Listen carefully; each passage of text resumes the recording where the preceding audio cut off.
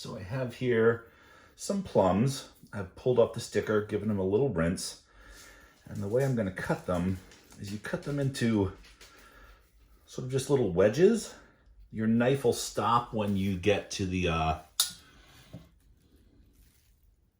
pit.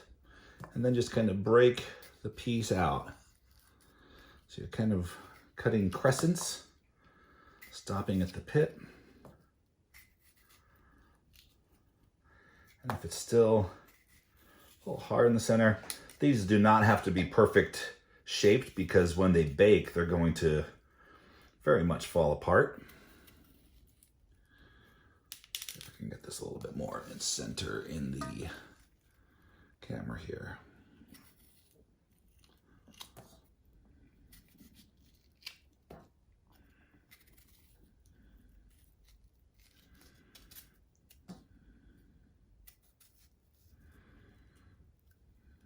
Get down to the end, just kind of get the last couple pieces out.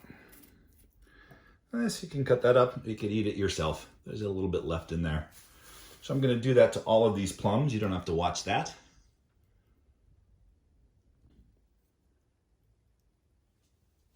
Another way you can cut them if you're nervous about cutting the plum in your hand, take the knife and just cut around the entire plum. This works for peaches as well too. Twist it. And sometimes you have to dig out the pit. But then you have your two halves. Just put your halves on your board and you can cut whichever way works best for you. I think I've gotten to the point where I feel faster just kind of doing them. See at the center of there. There you go. I'll show you one more time. And you can always see there's like the little line. It's kind of the fold that goes in half. Peaches and plums. Twist it. Sorry for the barking dog. Always seems to want to make his voice be heard. And then cut it into your wedges. Whichever is easiest for you, perfectly fine. Then to my plums, I'm going to add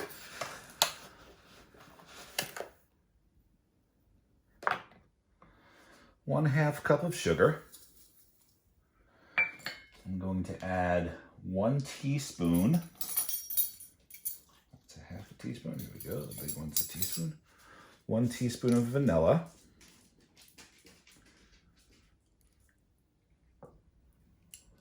1/4 teaspoon of cinnamon.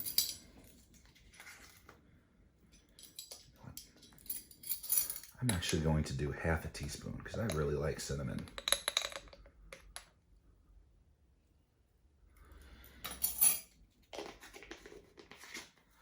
1 pinch of salt.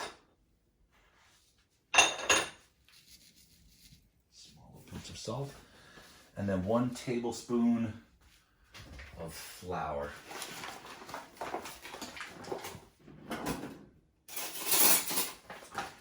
You could use cornstarch if you want these to be gluten-free.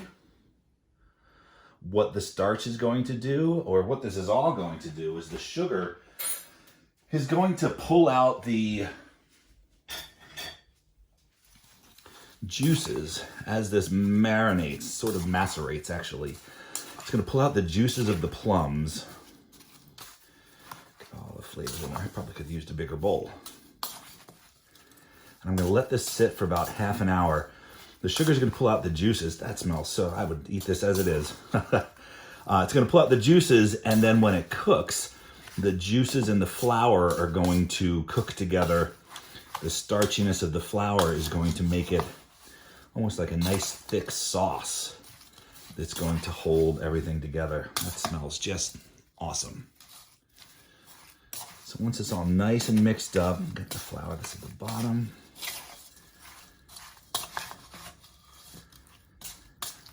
See how it's starting to get nice and shiny. Sugar's already melting into the juices of the plums. It's pulling out some of the water from the plums, the juices from the plums, make us a nice, beautiful sauce. So that's gonna sit for about 30 minutes or so. It could go for a little bit longer. You could even do this and then the day before and let it sit for sit overnight in the fridge. That smells so good. But yeah, let that sit and then we'll come back and make our tart. So now that my plums have been sitting, and I will say I let them sit overnight. They only need to sit for about an hour, but I didn't want to eat my tart until today. So there's a lot of liquid there. What we're going to do is use a pre-made pie crust from Pillsbury, which, if you don't have time or feel like you don't have the skill, is a perfectly wonderful product. I'm going to stretch it out a little bit just so it gets a little thinner around the edges, because we're going to fold those edges over. I'm just kind of stretching it out. So I'm going to lay it flat in my baking sheet. You don't need to put anything down on the baking sheet like Pam or anything, because it's got enough butter in it that it'll be fine. And I'm going to use a slotted spoon because I want to not catch all of this liquid.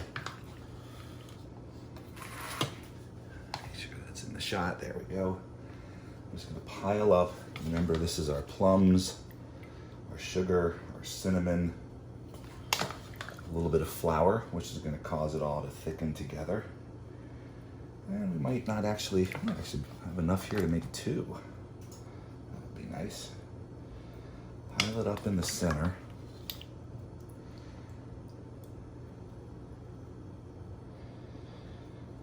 Spread out a little bit more evenly. Lost one there. There we go. That's about as much as I want. I'm going to pour a little bit of the liquid, not much. This is just going to help kind of thicken and form a sauce. And then very simply, there we go, I'm going to take my dough and just fold it up and over around the plums.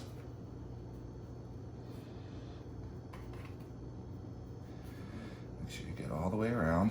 Look how super easy that is. Then I have an egg and I have a brush. This is an egg whipped up, and I have a silicone brush. I'm going to put what's called an egg wash around the side. If you don't have a brush, use a wadded up paper towel. Get that in the shot there. There it is. You can use a paper towel. All we're going to do, what the egg does is, as it bakes, it's going to give it a nice shine. And again, I'm not using all of it. I'm just putting a little bit around there. And I'm going to sprinkle some cinnamon sugar, just very lightly around the sides. That's going to cook up nice on the tart shell. I'm going to pop this in the oven and see how that comes out. The oven is set for 350 degrees, and we'll check that in a couple of minutes. So for our whipped cream that's going to be a topping on our plum, I have 1 cup of cream and a whisk. There's no sugar or anything in it.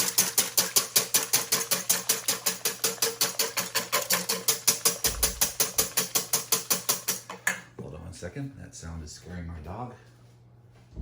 Oops.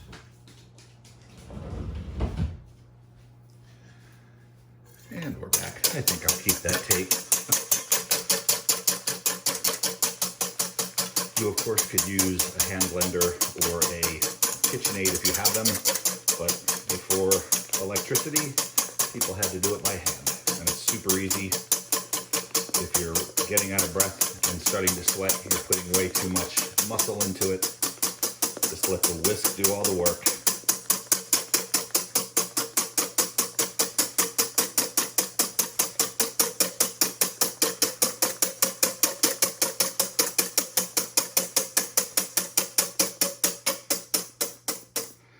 when it reaches about that point, I'm going to add, since there's no sugar or nothing in there, I'm gonna put in a little dripping of that plum juice, which has the sugar and the cinnamon. It's gonna just add the perfect amount of sweetness and flavor.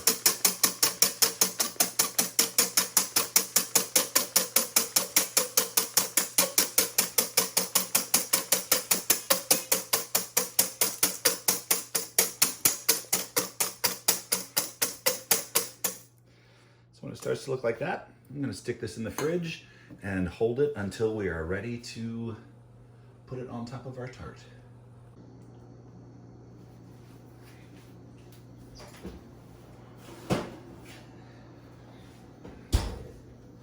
So when our tart has spent about 40 minutes in the oven, I checked at 35 and it still needed a couple more minutes. So it went for another 5, so it's a total of 40 minutes in the oven. We're gonna let that sit there. Fruits are nice and soft. Crust is nice and crumbly. A little bit of a leakage, that's totally okay. As it cools down, that's also start to thicken up. Then we'll slice it, put it on a plate with a little bit of our plum flavored whipped cream. So this is what the tart looks like with a little of the cream. Even the dogs were interested. Nice crust, got the whipped cream with the plum juice in it. Perfect on a nice fall day.